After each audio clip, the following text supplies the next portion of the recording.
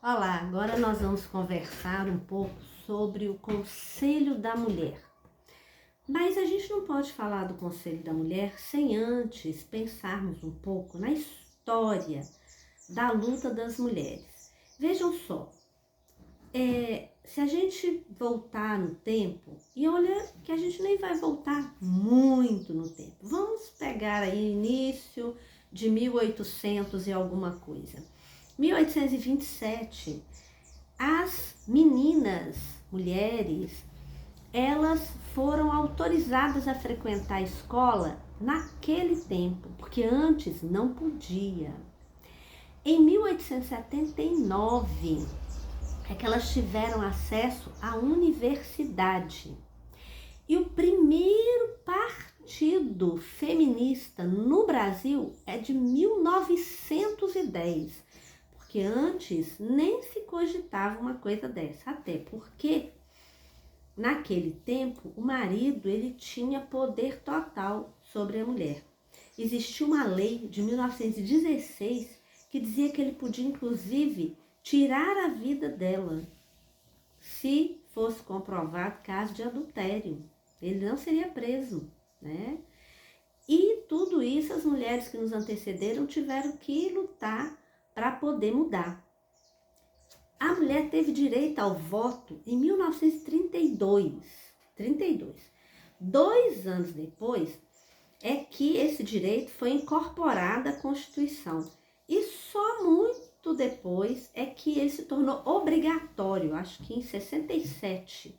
Então, assim, o tempo para que um direito fosse tornado lei para depois ele se tornar realmente algo garantido, vai uma distância muito grande, muito moroso, requer muita luta, muito esforço.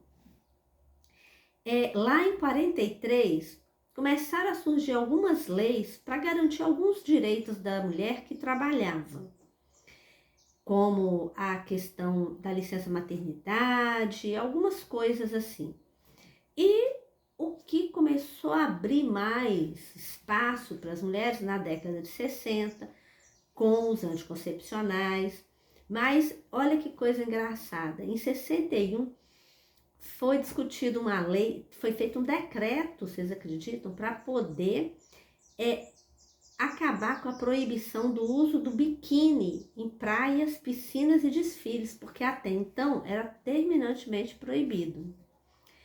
E em 62, gente, tinha o Estatuto da Mulher Casada, que colocou que ela não precisava mais de autorização do marido para trabalhar, porque até então, para trabalhar, ela tinha que ter autorização do marido para trabalhar, para receber herança, comprar ou vender algum imóvel, assinar documentos e até mesmo viajar. Então, só em 1962 é que ela foi considerada civilmente capaz, gente. A luta era grande. Em 65 é que o voto da mulher se tornou obrigatório. E em 1974 é que as mulheres puderam ter cartão de crédito, porque elas não podiam, elas tinham que usar tudo em nome do marido, né? Em 75, a ONU declarou o Ano Internacional da Mulher, porque enquanto esses direitos começavam a ser considerados e aprovados, um decreto, uma lei, muito movimento estava acontecendo no mundo. Muitas mulheres estavam brigando, muitas mulheres estavam indo à luta, muitas mulheres estavam fazendo campanhas, estavam fazendo enfrentamentos, porque a condição da mulher era uma condição de extremo desrespeito.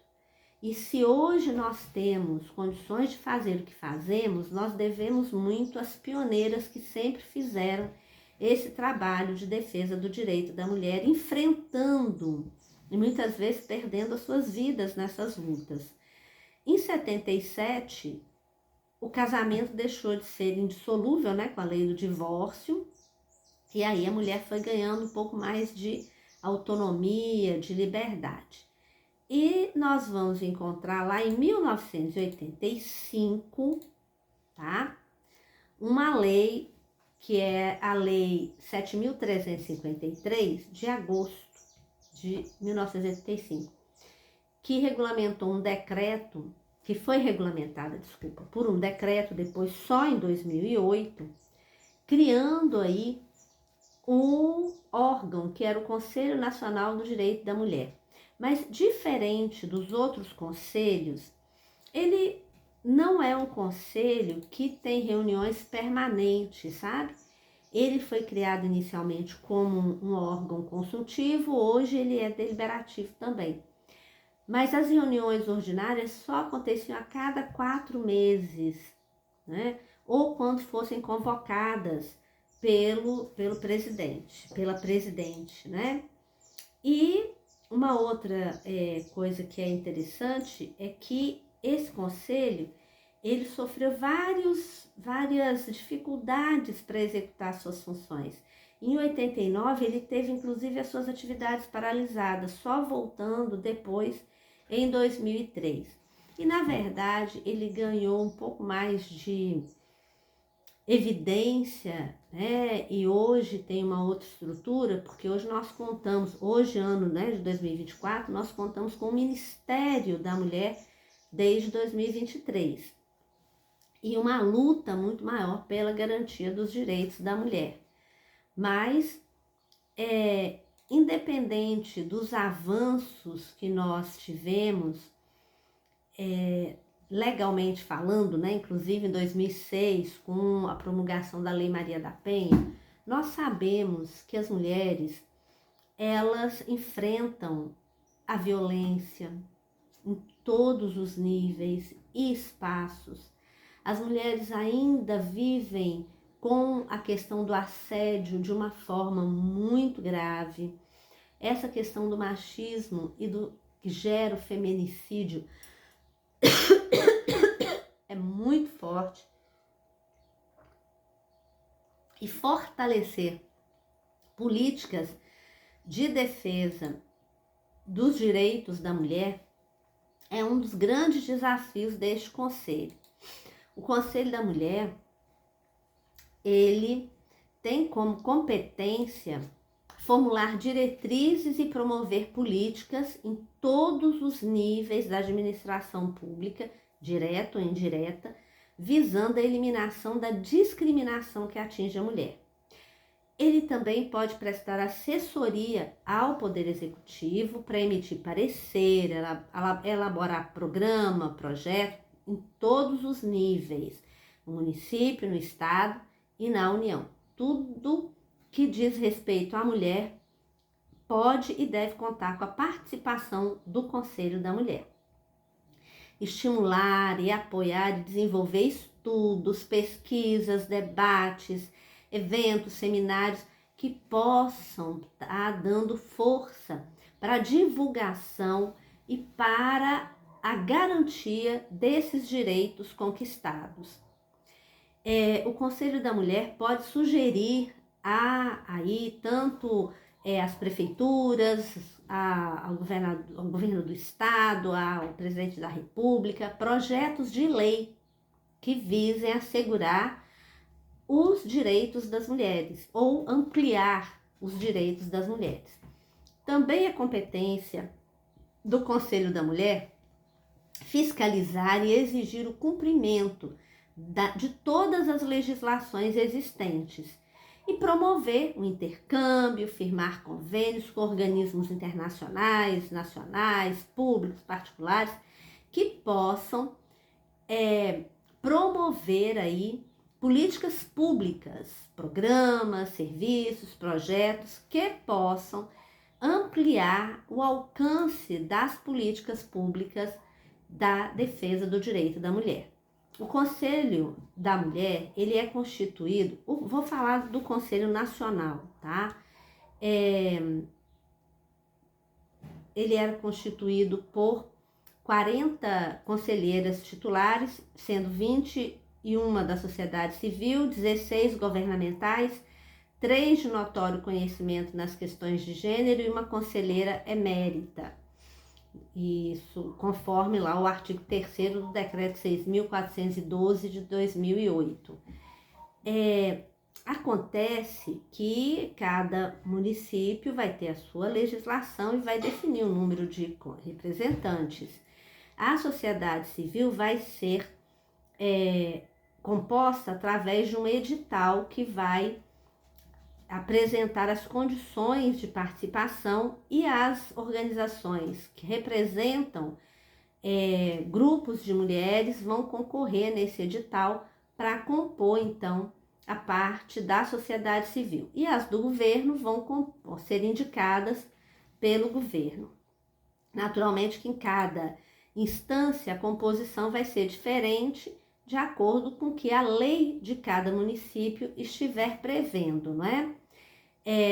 Esse movimento de eleição também tem que estar previsto na legislação do conselho, período para a substituição das conselheiras titulares da sociedade civil, quando o novo edital vai ser publicado, se é a cada 2 anos, a cada 3 anos, como que essas entidades vão fazer essa composição.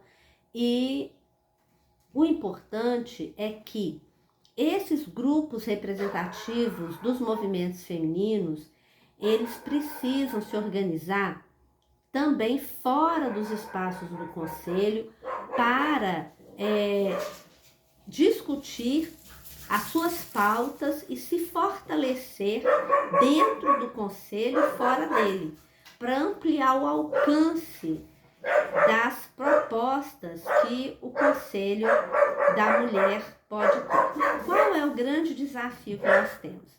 Mesmo tendo um Ministério da Mulher, nós sabemos que os desafios desse ministério são imensos, né?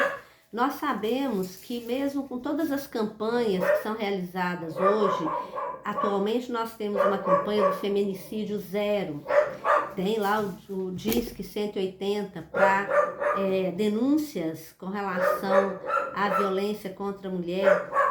O governo federal hoje já investiu mais de 296 milhões em casas da mulher brasileira desde 2023 para tentar dar aí mais segurança a essas mulheres, mas a participação, né, desse ministério precisa ser ampliada. Conferências nós temos aí uma conferência de participação social da política para mulheres prevista para 2025, e os conselhos municipais também devem organizar suas conferências da defesa do direito da mulher. Nós temos programas, observatório, que discutem as temáticas da mulher. E o Conselho da Mulher precisa fazer um movimento de se fortalecer, trazendo para si temas atuais dos enfrentamentos que as mulheres vivem nos municípios, para que, e nos estados naturalmente, né, como o Ministério tem feito na União, para que o Conselho possa ativamente verificar o que é que existe no município que garante o direito da mulher, para que isso seja mantido, divulgado, e o que é que não existe, o que é que precisa existir, como é que nós podemos trabalhar juntas, grupos de mulheres, coletivos, fóruns, movimentos femininos que possam dar conta de um debate qualificado sobre ações práticas de defesa da mulher, delegacias da mulher, como é que existe, tem, não tem, o abrigamento para mulheres vítimas de violência, a questão da inclusão no mercado, da inclusão no mundo do trabalho para essas mulheres, e como é que isso está sendo visto, qual o investimento que está sendo feito, a questão de fundo para o Conselho da Mulher, quais os programas podem ser financiados com esse recurso, como que esses fundos podem estar operando de forma efetiva.